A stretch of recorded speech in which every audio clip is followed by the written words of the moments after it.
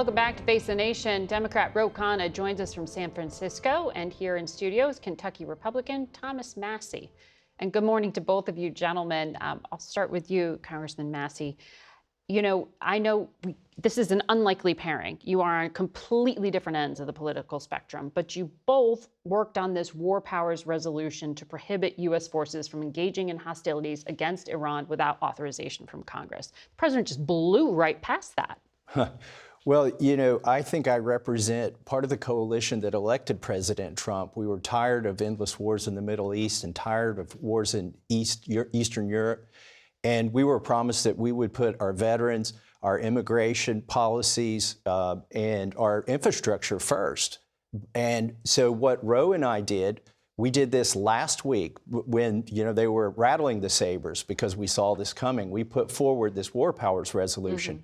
I've teamed up with Khanna before on this, to his credit. When Joe Biden was president, we tried to rein in the executive and reassert Congress's authority, sole authority, to declare war and to engage or authorize the engagement of acts of war.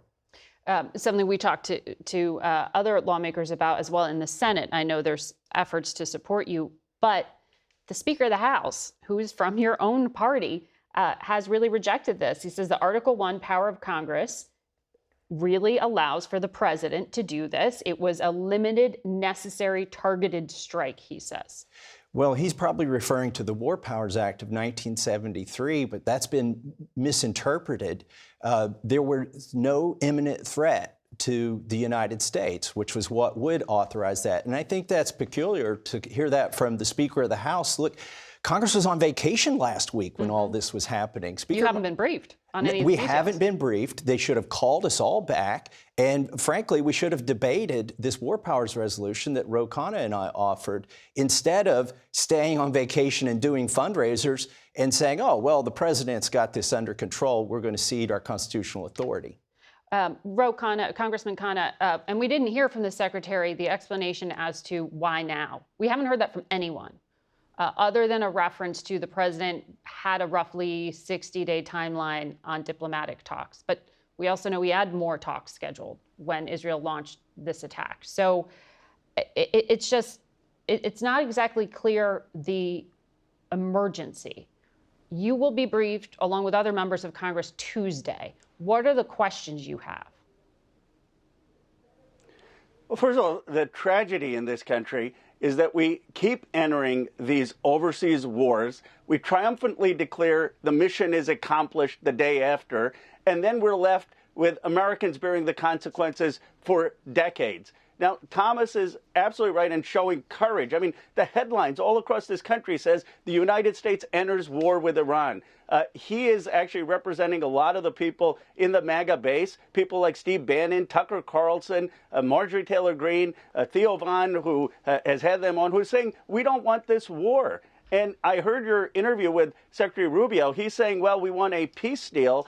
We want to make sure that Iran can enrich uranium through civil purposes. Well, we had that. We had that at the JCPOA, and there was not a single violation that the IAEA found during that time. So my question, I guess, is now you're going to force Iran to go covertly in developing this nuclear material. Now you've put American troops at risk. Now you're wasting billions of our dollars because we're sending more troops to the Middle East. What did you accomplish, and why are you oblivious to the American people who are sick of these wars? But Congressman, are you open to the idea that there could be intelligence that is disclosed to you in this classified setting on Tuesday that could justify this? Or is any military action, in your view, war? Well, I'm always open to new intelligence, but the procedure should have been that Congress was briefed before we decided to enter war and that we actually had a vote on it. You have Tulsi Gabbard, who just months ago, the director of intelligence, saying that was not the case. The reality is, and we should just speak openly, there are people who want regime change in Iran, and they are egging this president on to bomb. I hope cooler heads will prevail. We need to pass, Thomas Massie, and my war powers resolution to make it clear that we're not going to get further entrenched into the Middle East. And Congressman Massie, it's interesting because you were talking about a part of the party you represent. The Secretary of State comes from a different part of that same party, as you know. And I did hone in on the question about intelligence and what it showed. He called it an ambition to weaponize. Weaponization ambition. That's different than they're making a nuclear weapon. Yeah. But are you open to intelligence and persuasion here? I'm open as well. But look, in the first Iraq War, the second Iraq War, and the war in Afghanistan, Congress first got the briefings. Congress met and debated. It should have been declarations of war, but at least they did an authorization of use of military force. We haven't had that. This has been turned upside down, this process.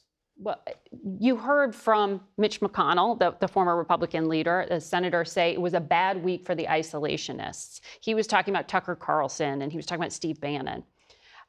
Do you think that the president is making a choice here, or is he trying to have it both ways? Both saying, I'm going to please the hawks of the party by bombing, but then I'm going to say I want a peace deal and make the isolationists happy by saying, you know, I'm not committing to anything more than one and done. Well, I'll concede this. It was a good week for the neocons in the military-industrial complex who want war all the time. I wouldn't call my side of the MAGA base isolationists. We are exhausted. We are tired from all of these wars, and we're non-interventionists. I mean, this was one of the promises. I mean, are you going to call President Trump's campaign an isolationist campaign? What he promised us was we would put America first. And I think there are still voices in this administration. You've still got J.D. Vance. You've still got Tulsi Gabbard. You still, RFK Jr., you still got calmer heads that could prevail. They were not persuasive in this case, clearly. Well, somebody was persuasive. AIPAC is very persuasive. For instance, the Israeli lobby in Congress. If you look at my colleagues' feeds now, they all look the same. They're all tweeting the same message that we've got to support Israel and we've got to do this. My question is, does 3 bombings and we're done with Iran's nuclear ambitions? Is that the 2 weeks to slow the spread of 2025? Is this, we were told 2 weeks to slow the spread then. Now we're told it's just going to take 3 bombings. But what happens when Israel gets bombed again? Is Trump going to sit by and say, no, we're not going to further engage in this war? I tried to get answers from the secretary on that question. But when you say the pro-Israel lobby, AIPAC, do you see a difference between Israel's interests and American interests? Absolutely. Yeah. I mean, look, Iran, the reality is they don't have a missile that can reach the United States. They're not near to getting a missile that can reach the United States. I think this, what has happened, what has transpired this week has been planned for months. This administration and maybe even the administration prior to that said, you go in and soften them up, take out their air defense capabilities, and then we'll send in the big bombers. So, Congressman Khanna, I know you have raised objections on this program in the past about Israel's operations in Gaza for how it has conducted that war against Hamas. That was a different context. But now you very well may be asked to provide more weaponry to Israel to defend itself. Do you oppose that as well? Well, first, let me just say that it's a totally unfair smear to call people isolationists, the vast majority of Americans who don't want more war and want diplomacy. Diplomacy and engagement is not isolationism.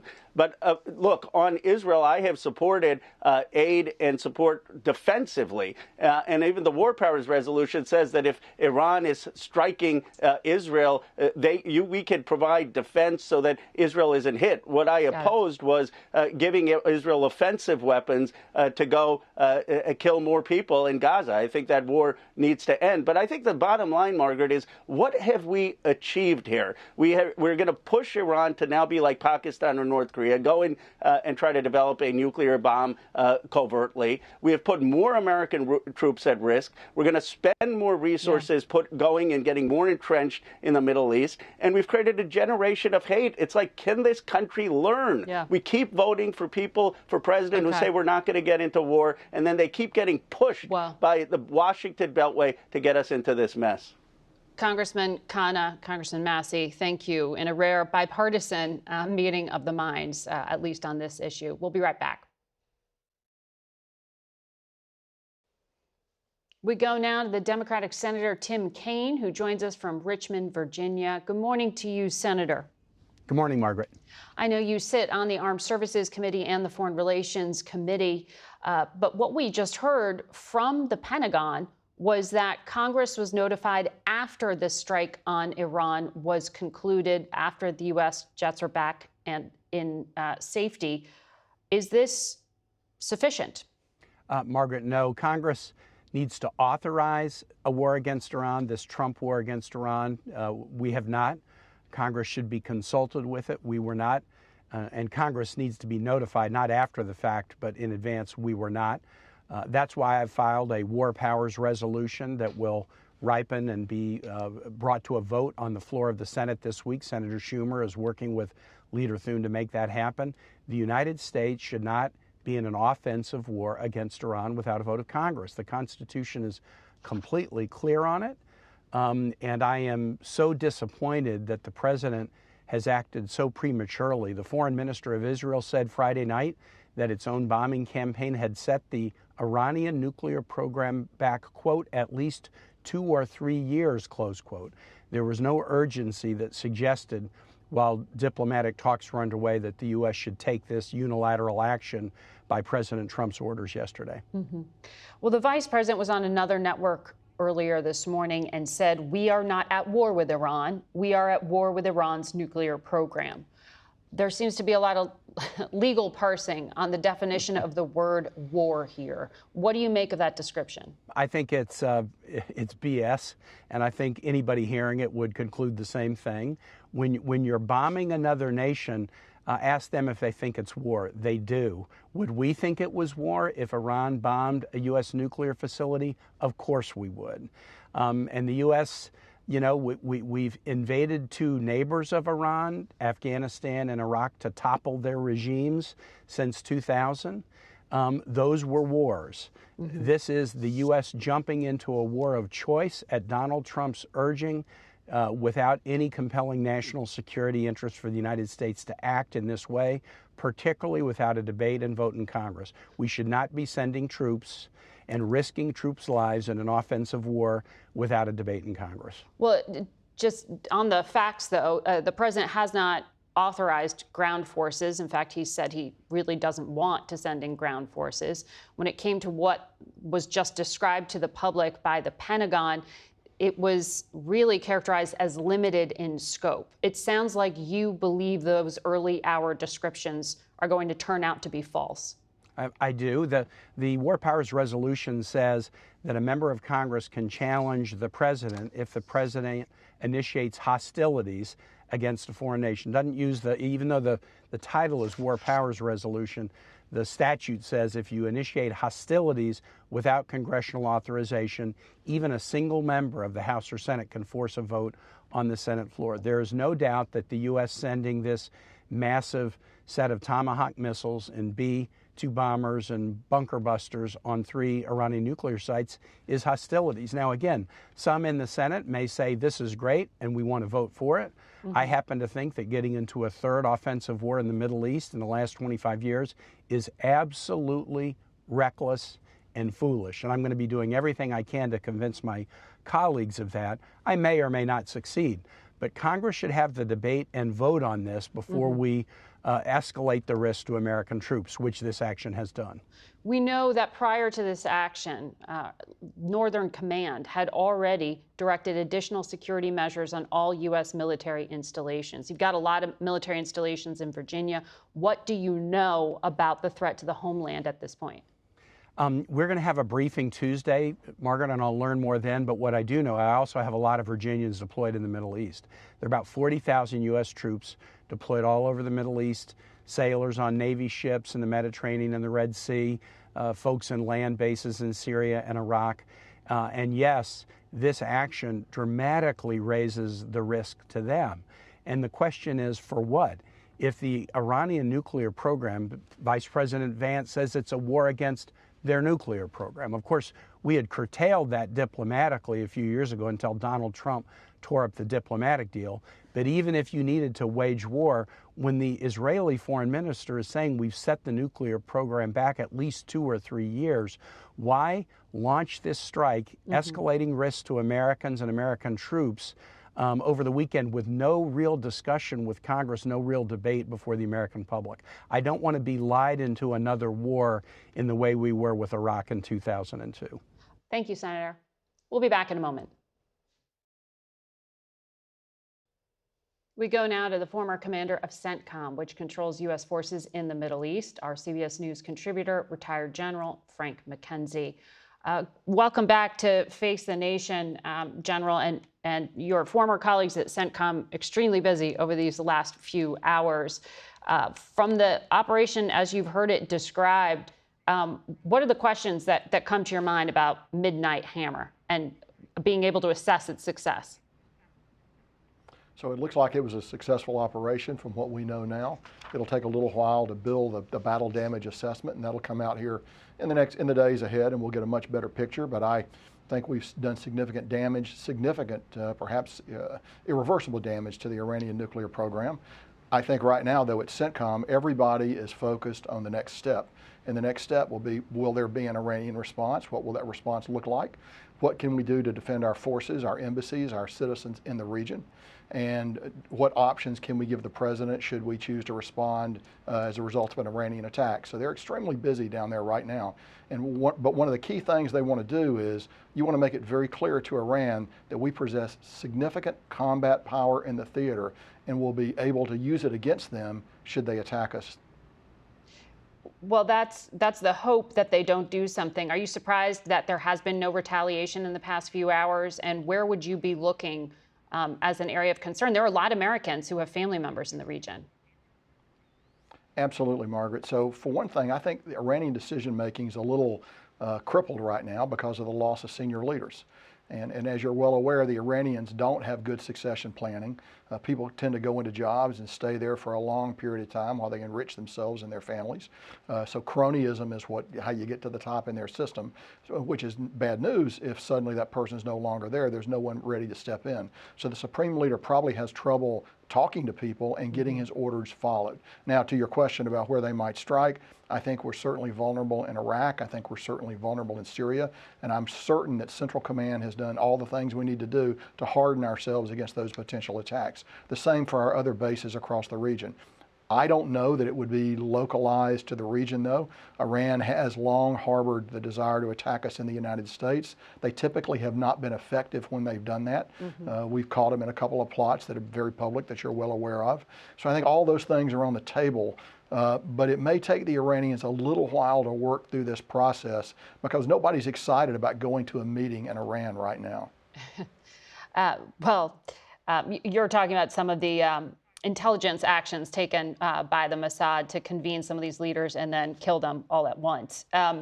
When it comes to what the Secretary of State said earlier in this program, I asked him specifically if the U.S. would take military action to reopen the Strait of Hormuz if Iran tried to close it. We know that's being talked about, at least in the public space in Iran right now.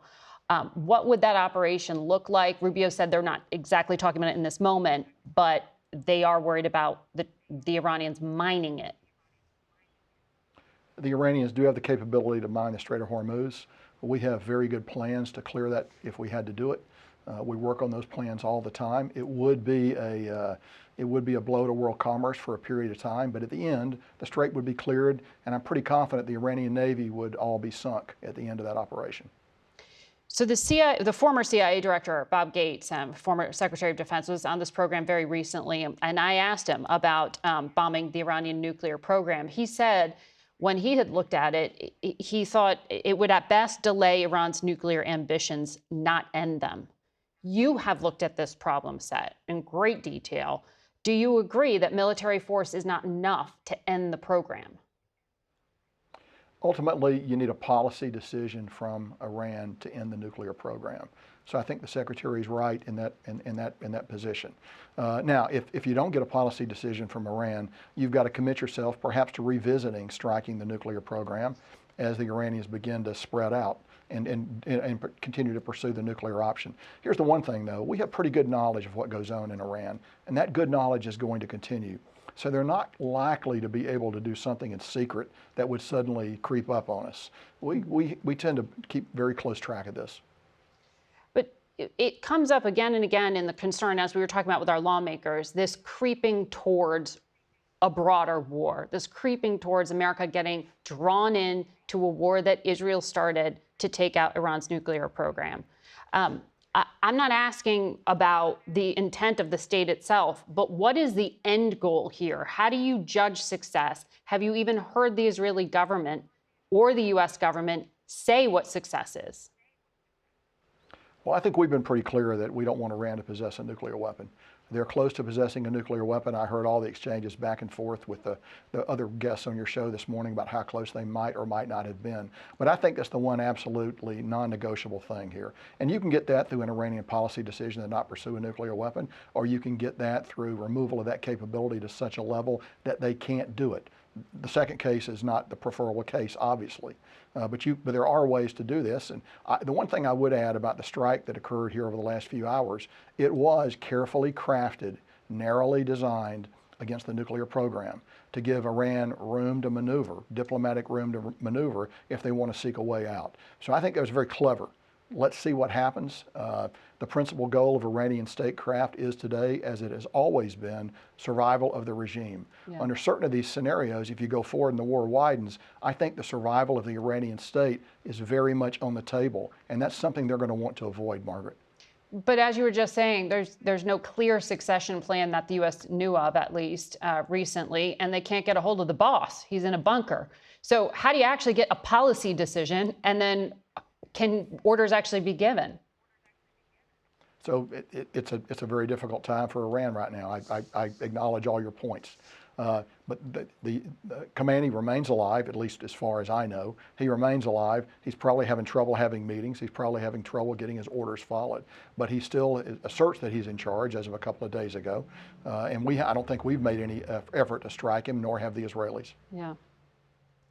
Well, right, and CBS had been reporting that President Trump advised the Israelis not to take out the supreme leader. We'll leave it there, and we'll be right back. That's it for us today. Thank you all for watching. Until next week. For Face the Nation, I'm Margaret Brennan.